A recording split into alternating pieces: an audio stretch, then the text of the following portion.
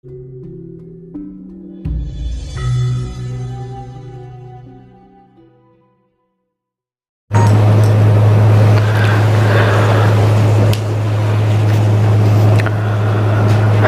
Jatikusumo, pikiran Eyang Jati tentang Ibu Kota Nusantara, IKN gitu ya, yang banyak drama yang mengiringi pembangunan IKN itu, kira-kira sebagai pemerhati Nusantara, pecinta Indonesia, apa yang ingin Eyang Jati sampaikan?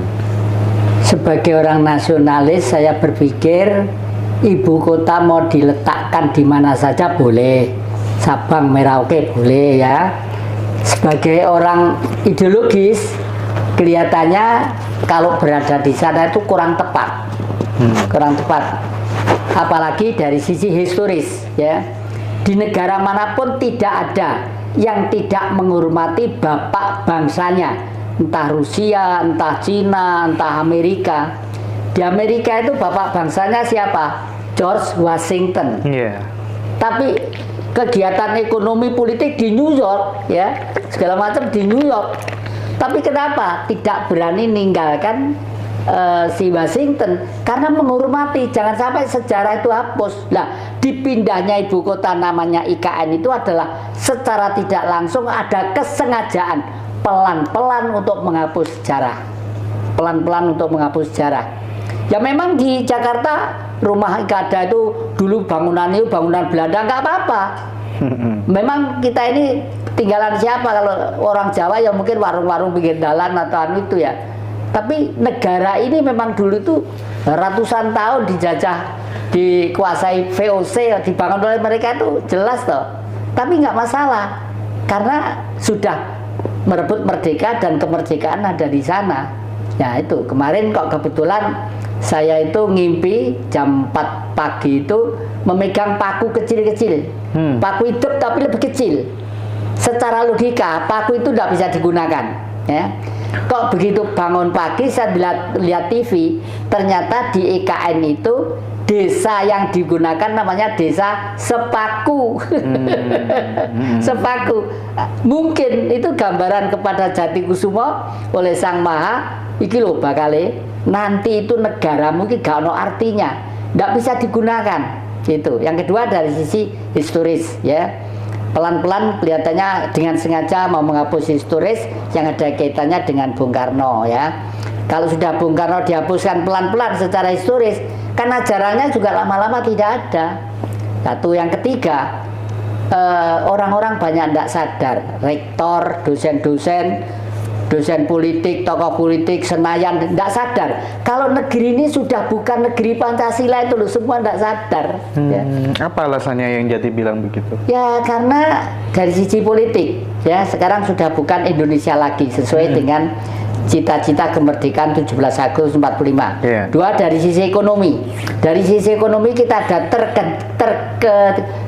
tergantungan yang sangat besar ya. Konon utang kita sampai berapa puluh triliun gitu. Karena itu, kalau sudah berani diviralkan secara terbuka oleh tokoh-tokoh, tidak mungkin kalau dia itu bohong. Yang ketiga, setiap ada orang ngeritik RI 1, sebentar itu aja tidak ada berita, pasti ini direkayasa. Yang ketiga, media-media ya, televisi umumnya sekarang itu diganti berita-berita yang seakan-akan tidak ada apa-apa, termasuk drama-drama dari Korea diutamakan supaya anak muda itu terhipnotis ke situ, yang tua-tua juga anu ya begitu. Ini jelas seperti itu. Jadi oleh karena itu sebelum Bung Karno meninggal dulu itu ada 3 pesan yang harus dilakukan. 1, bebas aktif dalam politik, berdikari dalam ekonomi, berkepribadian dalam kebudayaan. 3-tiganya itu sudah tidak ada sama sekali ya. Bebas aktif dalam politik sekarang tidak ada.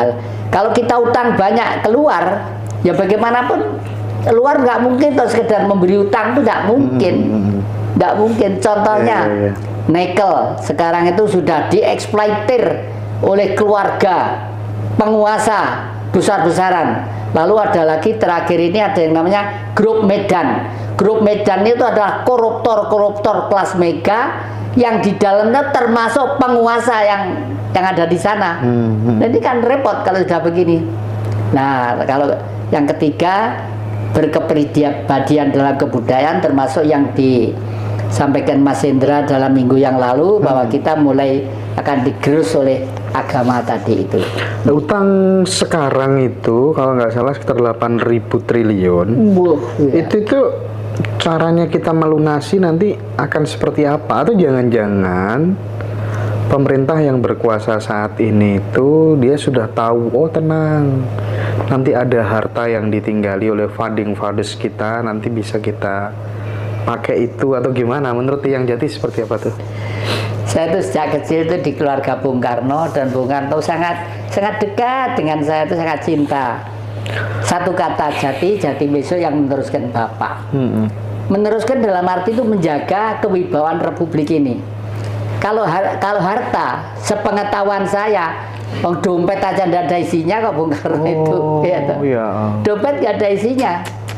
Kalau pada waktu itu Bung Karno pernah dengan Kennedy itu pernah ada kesepakatan bersama-sama dengan Vatikan, memang saya percaya, sedikit percaya. Tapi bukan harta Bung Karno, harta kerajaan-kerajaan saya percaya kalau itu. Karena kalau Indonesia kan masih 79 tahun yang lalu. Tapi kalau kerajaan-kerajaan udah ratusan tahun yang ada. Bahkan pada waktu Indonesia pertama merdeka, Bung Karno disuruh tinggal di Yogyakarta, di dalam Jogja. Dan dalam Jogja banyak meminjami kepada Bung Karno untuk memulai bernegara ini. Oke. Gitu. Nah, terus kalau misalnya sudah terlanjur segitu banyak, sampai 8.000 triliun lebih. Iya. Nah, terus apa yang akan terjadi dengan bangsa ini di masa yang akan datang? Kemarin di viral itu disebut berapa puluh triliun gitu ya. Terus saya hanya mengimbau begini, bagaimana Mbak penyelesaiannya? Siap-siaplah beli sabuk yang kenceng ya.